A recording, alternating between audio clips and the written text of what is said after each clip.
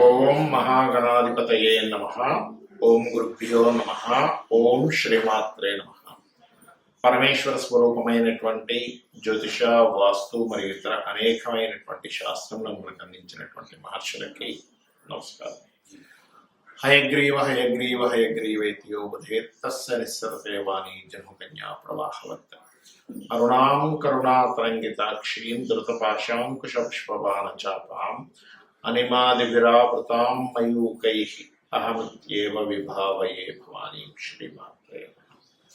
ప్రేక్షకులకి లలితాంబిక అమ్మవారి యొక్క అనుగ్రహం పరిపూర్ణంగా కలగాలని మనస్ఫూర్తిగా కోరుకుంటూ మనం ఈరోజు చెప్పుకోబోయేటువంటి టాపిక్ ఏదైతే ఉందో సంక్రాంతికి ఉండేటువంటి ప్రత్యేకత ఏమిటి?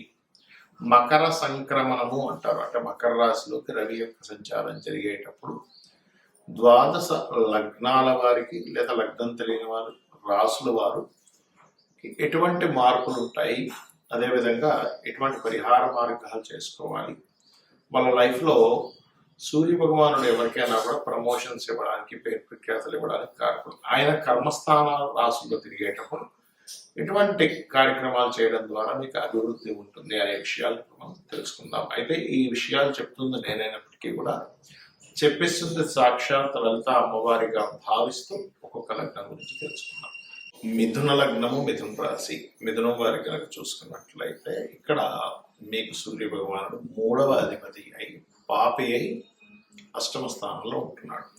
దీనివల్ల తీసుకోవాల్సిన జాగ్రత్తలు ఏమిటి, మీకు కలిగేటువంటి ఫలితాలు ఏమిటి అని చూసుకున్నట్లయితే మిథున లగ్నానికి సర్వసాధారణంగానే పాపి సూర్య భగవానుడు ఎప్పుడైతే జనవరి 14వ తేదీ నుంచి ఫిబ్రవరి 14 వరకు సంక్రమణం మకర రాశిలో సంచరిస్తుంటాడో ఇక్కడ కలిగేటువంటి ఫలితాల్లో ప్రధానంగా 3వ అధిపతి అష్టమ స్థానంలో ఉండడం వల్ల కొన్ని ధైర్యంగా తీసుకునే స్టెప్స్, ధైర్యంగా చేసేటువంటి కొన్ని పనుల వల్ల లాభాలు వస్తాయి.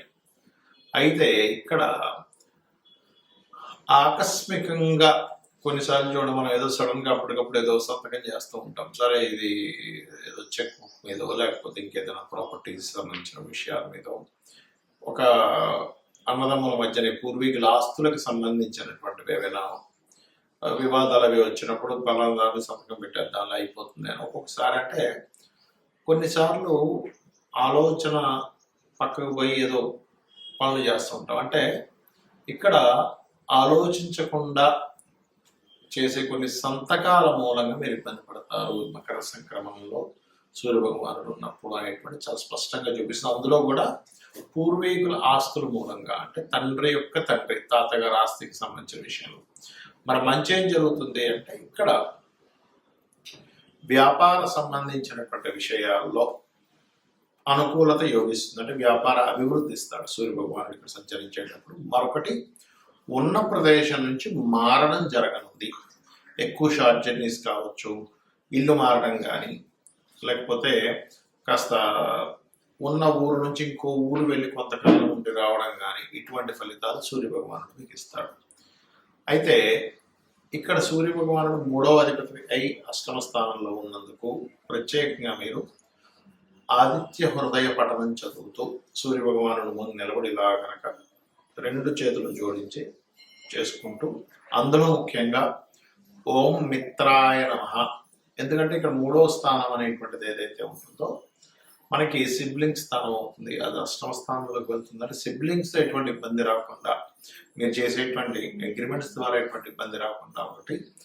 మరొకటి, కమ్యూనికేషన్స్ వల్ల ఇప్పుడు మీరు ఒక మాట అన్నారు అవతల వాళ్ళతో, ఆ కమ్యూనికేషన్ ఇంకో రకంగా బ్యాడ్గా వెళ్లకుండా ఉండాలంటే ఓం కర్పూర వీటి కామోద సమాకర్ష దిగంతరాయ మహాయ నామస్మరణ చేయండి. అన్ని విధానంగా ఉంటుంది.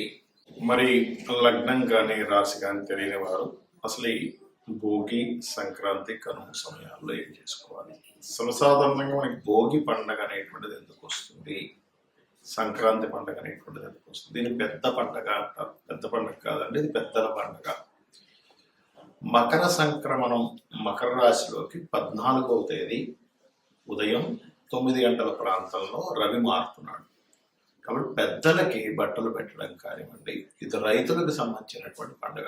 వాళ్ళకి అదే సమయంలో వాళ్ళకి అన్ని పంటలవి పండడం, అందుకని పశువులు కూడా ఈ యొక్క పండుగని, పశువులని చక్కగా వాటికి అలంకరించుకొని ఆ రకంగా చేసుకుంటూ ఉంటారు. అయితే భోగి రోజు మీరు చూడండి, భోగి మంటలు వేస్తూ ఉంటారు, భోగి పళ్ళు పోస్తూ ఉంటారు పిల్లలకి. భోగి మంటలు ఎందుకు వేస్తారు? చాలా మంది మనం పల్లెటూరులో సైడ్ చూసుకున్నట్లయితే ఇంట్లో ఉండేటువంటి విరిగిపోయిన వాటిని తీసుకుని అందులో వేస్తూ ఉంటారు. మనకి కర్మకారకుడు శని ఎవరైతే ఉన్నారో ఆ కర్మకారక శనికి ఒక కారకత్వం ఉంటుంది. ఓల్డ్ ఐటమ్స్, పాతవి, పనికిరానివి, విరిగిపోయినవి, ఇవన్నీ కూడా శని కారకత్వాలు అన్నమాట.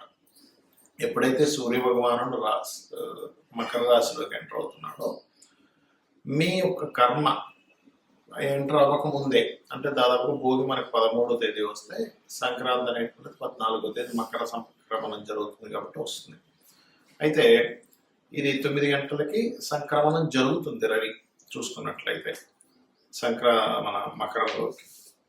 కావున భోగి పండుగ రోజు ఇంట్లో ఉండేటువంటి పాత వస్తువులు, ఫర్నిచర్, లేకపోతే ఏదైనా ఇప్పుడు విరిగిపోయిన మంచం ఉంటుంది, విరిగిపోయిన కుర్చీలు ఉంటాయి, అలాంటి ఉన్నటువంటి వాటిని తీసుకెళ్ళి క్లీన్ చేసేసుకోవాలి. భోగి రోజు తీసుకెళ్ళి భోగి మంటలో వేసుకోవాలి. ఎందుకు?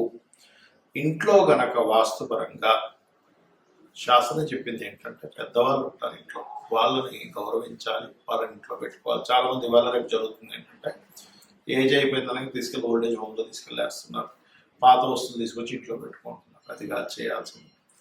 పెద్దవాళ్ళని గౌరవిస్తూ ఇంట్లో పెద్దవాళ్ళ యొక్క బ్లెస్సింగ్స్ మనకి ఎప్పుడైతే ఉంటాయో ఖచ్చితంగా వాళ్ళ యొక్క అనుగ్రహం, దేవతా అనుగ్రహం ఎంత ముఖ్యమో పెద్దవాళ్ళ యొక్క ఆశీర్వాదం కూడా అంత ముఖ్యం.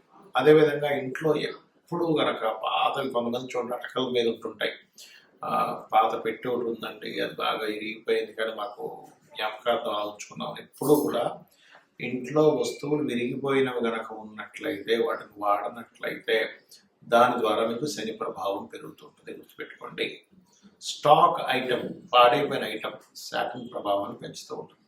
తీసుకెళ్లి భోగి మంటల్లో వేసేసి చక్కగా చేసినట్లయితే, ఇల్లు శుభ్రం చేసుకున్నట్లయితే ఇంట్లో చాలా మటుకు దరిద్రం, పాత వస్తువులు, పనికిరాని వస్తువులు, మట్టి పట్టేసినవి, బూజు పట్టేసినవి ఇంట్లో చూడండి.